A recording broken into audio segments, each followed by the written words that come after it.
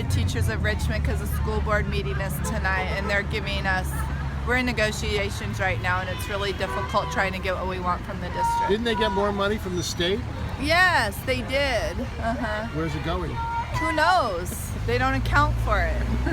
But they're saying you don't get enough. Yeah. When's the last time you had a wage increase? When was it? Like 2 years ago, but it was only 1.5%, but it went to benefits because they took some of our benefits away. So it was a wash. We didn't get a raise, really. So how do teachers without increase in salary survive in the Bay Area? Well, there's a teacher shortage in this district. That we don't even have enough teachers at our school, for example. We haven't had a 5th grade teacher the whole year, maybe a couple weeks, but we've had subs. They're not doing their job, these people, and they need to get rid of some of them because they're not doing what they're supposed to be doing. Who are they representing? I'm talking about the administration in the district. Who are they representing if they're not doing their job? Themselves. They don't care about anybody. They don't even care about the kids. Thanks. Yeah. Are you a teacher too? I'm a teacher, transitional kindergarten at Stage Elementary, and it's been a long time coming getting a decent raise. Teachers are really struggling. You know how high rents are and housing prices are in the Bay Area, and teachers have notoriously low salaries anyway, and we're one of the lowest paid districts in California. So anyway, we're trying to do better for our teachers. And why are they taking such a hard line with this towards the teachers? Well, you know, they hold back whatever they think they can, is pretty much it. And the teachers have not threatened to strike, which might be the next thing to do, because my feeling is that the school board doesn't listen unless there is a strike that's threatened. Raise our pay! Raise our pay! Raise our pay! Raise our pay! Raise our pay! Pedro. I am a teacher for West Contra Costa Unified School District. I teach at a middle school at Korematsu. I'm here for our fair wage. Hard to live in the Bay Area with your salaries? Yeah, slightly. It is. Definitely. But why is the district not providing you decent wages? They've got extra money from the state. Well, that's why we're here. What are the conditions in the schools? Are the schools under attack? Class sizes, yeah, some would say. In my class, for sure, we have, my highest class is 42 students. How many? 42. 42? In middle school, most of our classes are over 40. How do you teach in a class with 42 students? We have to manage, but you know, it's tough. There's a lot of kids in there, and everyone wants their education, and it certainly doesn't make it easy that we have such a high class number size. And what do you teach? I teach history. My name's Jane Shetterly, and I teach at De Anza High School, and I teach art, and I have 38 kids in my class, and I think that's absurd. I think it's controlled chaos. I don't get to do my job because they overload me with students, so I can't really help any of them. And why is that? Why aren't there proper funding so you have enough teachers? Because they don't think class size is an important measure, and a lot of times when we bargain, we don't bargain for class size. So the reason I'm out here today is to make sure that we're bargaining for class size. A lot of us are out here for money, but I'm also out here for quality of life. I can't do my job the way that it's set up. Fair pay! Now! Fair pay! Now! Fair pay! Now! Fair pay! Now! Fair pay! Now! Fair pay! Because our teachers need equality and fair pay! Thank you. What's your name? Alexis. Why are you here? Because so we can support the teachers. So they can get paid more. You feel you My name is Diana Ortega. I'm a 3rd grade teacher at Downer School. And I'm here because I've been working for the district for 15 years and have enjoyed working with the community, but the pay isn't what it should be. I can't afford to buy a home. I can't afford to live here. So I'm thinking about going somewhere else. So what does that mean to public education if teachers can't afford to live in the area where the kids are, where the schools are? Well, you won't have teachers to support our English language learners and support other students that need teachers. So that's why is they're not paying you enough? They're not paying. Extra money. I don't know. They say they don't have it. So meanwhile, they have top-heavy administration. and we don't get paid enough. So. And what do you think about charter schools? Oh, charter schools are taking our best students, and they are discriminating by not taking the kids that are lower skilled. And they're taking public money to do this education work, but they're not being egalitarian about it. You think they should be banned? Yes, definitely. Okay. Or maybe, or revamped, or restructured. So they have public transparency. But if they are taking public monies, they need to have the same restrictions that we do. Schools are doing our number on our poor communities. They're telling our parents that their children will be educated, but what they're not telling them is that they're taking public money and not using it fairly. So, how is that the case? They're not using it fairly. Well, basically, they're not able to educate all students. They're only taking from the top tier of public schools. In the last 3 years, I've lost all of my best students to charter schools. It's about 2 or 3 a year are lost to charter schools alone. And meanwhile, they're not serving the population that's neediest of students. And I think that is unfair. Is this privatization of education? It sounds like it. And resegregation. They're not doing it in rich schools. It's a number that they're pulling in poor communities mostly, and so charter schools are going by leaps and bounds, especially in Richmond. So, and a lot of parents are being sold a bill of goods, being told that their children could be better educated at charter schools, but I have yet to see proof of that. Many of our students return after being in a charter school. So. What happens to them, these students? They return to public school? Yeah, they return to public schools because they're not able to do well academically in these charter schools, or for other reasons. I think that they have like a tight list of rules that the parents have to abide by. And so students don't feel comfortable with that, and the parents, don't feel comfortable with that. And so some of them are returning to public schools.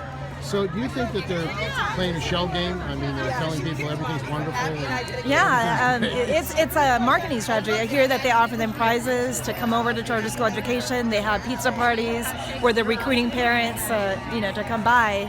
So it feels like a sales pitch. Marketing of education. Pretty much. Marketing Instead of going into teachers and books, it's marketing of education. Yes. Yeah, it's all in the package. Is how it's presented. And they're doing a number in our poor communities. Okay, thank you. You want to say it in Spanish? Yo creo que las escuelas charter están engañando a las comunidades hispanas porque les dicen que sus niños pueden ser mejor educados en las escuelas charter, pero yo no he visto que eso sea cierto. Las escuelas charter no son equitativas, están llevando a los mejores estudiantes y a los estudiantes que realmente necesitan servicios, a ellos no se los están llevando a las escuelas charters. Our pay! Raise our pay! Raise our pay! Raise our pay! Vivian Amakri. And why are you here today? I'm here because we want our pay raises. We want a fair living wage. Okay, how long have you been teaching? 14 years. 14 years. You can't survive. No, I'm always short at the end of the month. I'm just like amazed. I'm like, what's going on? I can't keep up. My name's Alexandra Campbell Jones, and I've been a teacher for 14 years. And I came to this district because we had full health coverage in 2007. I'm now paying $800 a month for health insurance for my children. I left Mount Diablo Unified because I was paying $1,200 a month for my health insurance. So with our low salary and that type of money coming out every month, I'm considering leaving teaching, unfortunately, because I cannot afford a home in the Bay Area. Please support teachers and a livable wage and health benefits for our families. Okay. I'm supporting the What's your name? teachers. I'm Andrea Moore Williams. I'm a wraparound counselor at King Elementary, and I'm out here supporting the teachers that I work with. And what's their situation? Why The do you think they need situation, support? they actually need more pay. They deal with a lot. Specifically at King Elementary, we have a lot of children with traumatic and social, emotional issues that they come with to school. So on top of trying to teach them, they're dealing with their own personal needs that the children are coming to school with, and that's a lot.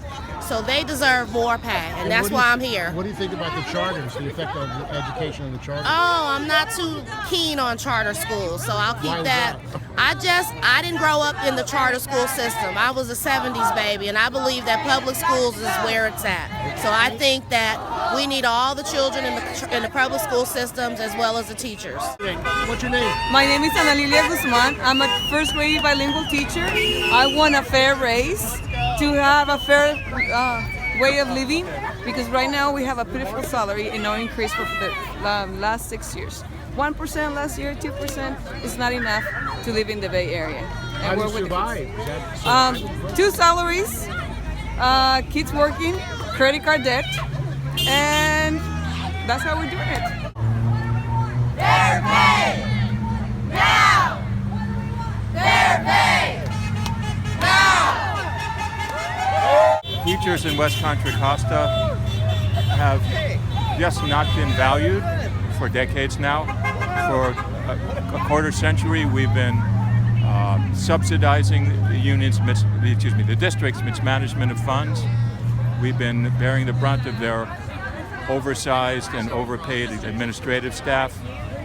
And it's about time that the district lives up to its word when they say that they value us. We're losing teachers with, who have just gotten started because the higher salaries are much higher at charters.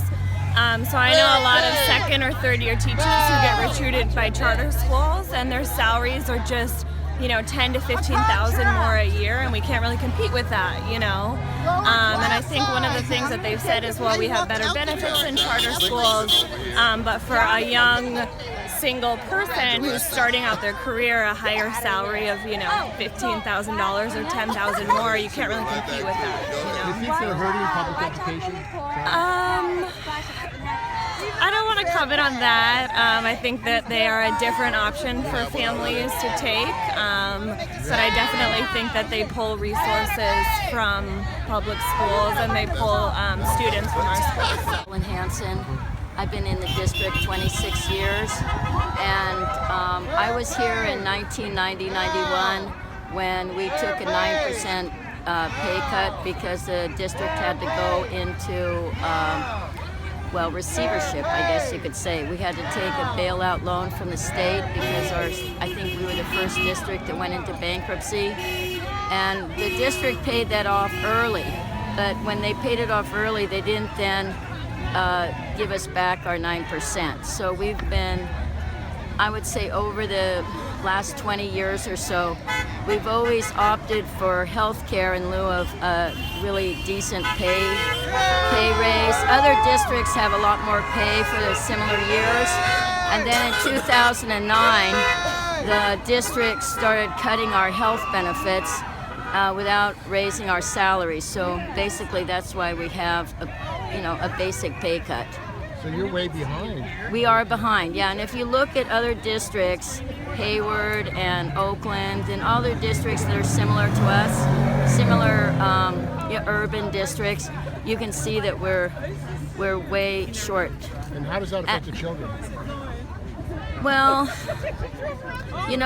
teachers are a group of people that, if you've stayed in the district a long time, I would say if you've been a teacher for at least 5 years or more, and especially if you've been here a long time, and it doesn't really matter where you teach, but we're a kind of group of people that love what we do. So I don't think that we try not to, at least I try not to let the students know any difference from the fact that, I'm not buying clothes, I wear the same clothes. So, I'm not sure, if when you're a good parent or a good teacher, for me, this is my point of view, that you try not to let it upset the children. I would say, okay, one thing it does is that it's very expensive to go on field trips. It costs $600 for a bus, and we just don't have that money. We're dependent on the PTA, so if our PTA doesn't have that much money, then we don't have that much money to go on field trips. And supplies, our supplies are really low, so we have to pay for our own supplies. And that's just something teachers do. It's like your own children. They are like our children, so you try not to make them suffer. My name is Holly Ruff. I teach at Kensington Elementary School, first grade. And one thing the district doesn't realize that people who have 10 years or less seniority can move to any surrounding neighboring district and make $10, $20, sometimes $30,000 more a year.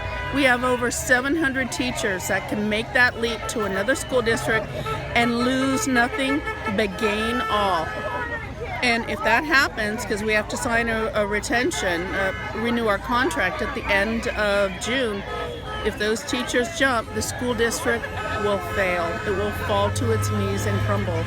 So it's not a matter of recruiting, it's a matter of retaining. That is the issue. And the district has not addressed that yet. What do you think about the money going into charter schools in Richmond? Contra Costa? Seems like there are new charter schools being built.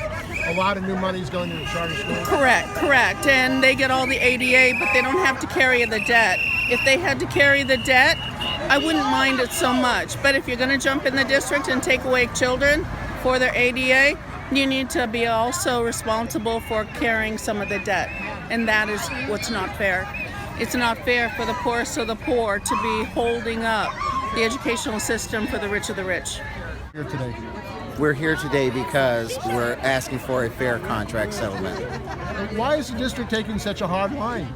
I mean, they got extra money from the state through Prop 30. That's a good question. That's a question for the board tonight. And when was the last time you had a wage increase? Oh, it's been a few years now. The prices have gone up. Yeah, and we're behind in the county, and we need a competitive salary to attract and retain good teachers. You think they're trying to force a strike? Again, I don't have a crystal ball. I'm not sure what their motives are, but it's not good management of the district. It's not supportive of the students, and it's not respectful of the teachers. My name's Ken Ryan. I'm an adult school teacher in West Contra Costa Unified School District. And why are you here today? What are your issues? We're trying to get represented by the union, and we support the K through 12 teachers, and we hope they will support us. Okay, adult teachers. What are you trying to fight for recognition? What's the district doing? You're trying to get into the union, or what's happening? We're trying to get into UTR, and there seems to be something within UTR that is impeding that from happening. I'm Kristen Persley. I'm also an adult school teacher. And what's happening with adult education? Well, throughout California, adult schools are finally starting to get restored. But in West Contra Costa, we're hearing nothing but austerity. We just finally we have a block grant from the state. We're supposed to have the same amount of money as we had last year, but we're being told we can't do the same things we did last year. We don't even have a catalog for the winter. We were told there'd be one for the spring. I assume that's a cost-cutting thing. We had a catalog last winter, and there's just there's a great lack of transparency in terms of how the money is spent, and it seems like there's never any money for us. And why is adult education important for the people of California? Because there's millions of people who don't have adults, who do not have a high school level of literacy, and we're the low-cost, effective option for them. The community colleges does some of that, but they're a college. Their job is they're really part of higher education. If somebody's in community college, they are, expected to have the level of ability as a student that you need for college work. And they're trying to sort of get you up to speed if you're behind in some areas. But if you are coming into this country with a third grade education as an immigrant who doesn't speak English, or if you're someone who really, really struggled in school and never even got a basic education like in elementary, maybe you graduated but you never really attained more than an elementary or not even an elementary level of ability, adult school is your option, and it's where you're going to be welcome. It's where it's going to feel like a family, and you're going to be supported and not, kicked out the door because you're not a good enough student yet. So it's just vital for the literacy of California, for job training. My name is Sarah Ledoux. I'm a teacher at Korematsu Middle School with Mr. Yu. And what are the issues that you feel are critical for teachers here? I'm a new teacher. I just changed careers and I took a $20,000 pay cut to become a teacher. And I did that because I really wanted to be a teacher. But now, as I'm looking at buying a home and having kids of my own, the idea, I really would love to stay at my school that I'm at right now, but I can't find a place to live here that I can afford on my teacher salary. So I do think it's really important, especially in terms of getting new teachers. I know there are classrooms in this district that have no teachers. They have permanent subs in them. And our students, how does that affect the students, permanent subs? I mean, our students deserve so much better than that. To not have a teacher who's qualified to teach their subject area, and then to expect those students to go on and be competitive at a California university, it's ridiculous, and it's not fair. So they're being shortchanged, the students. The students are absolutely being shortchanged, and like he said, we have classes at our school. Almost all of my classes are 40 or above, and I teach middle school English. And so I do it because I love it, but I spend all my time outside of school grading and planning, and it's not fair to my students because I don't have as much time as I would to be able to work with all of them one-on-one as I would if our class sizes were smaller. Introduce yourself. I'm Jocelyn Valderas, and I teach 3rd grade at Murphy Elementary in El Cervante. And what are your issues? What brings you here tonight? I'm here to support. It's like only my 3rd year teaching, but I really want to get to know more about this, and I believe in it. I feel like we spend so many extra hours at school, and I feel like we should get a better pay for everyone, not just the beginning teachers. So I feel like everyone should get a better pay. So that's why I'm here, to become more aware, and I'm excited. And I love this district because I grew up in this district. I went to Adams, I went to Middle College High School, so I went to Harding Elementary, and now I'm teaching here because I believe in this place. Raise the pay! Raise the pay! Raise the pay! Raise the pay! Raise the pay! Raise teacher wages. I'm a speech language pathologist of the district.